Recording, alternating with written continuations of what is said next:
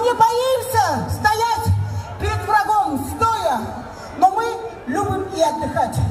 Я хочу поблагодарить всех организаторов, хакимов, государства, глава государства, которые все-таки устраивают такие концерты, приглашают нас. И я хочу от своего имени поблагодарить их, мой низкий поклон и пожелать вам Аллахке аманат булилар.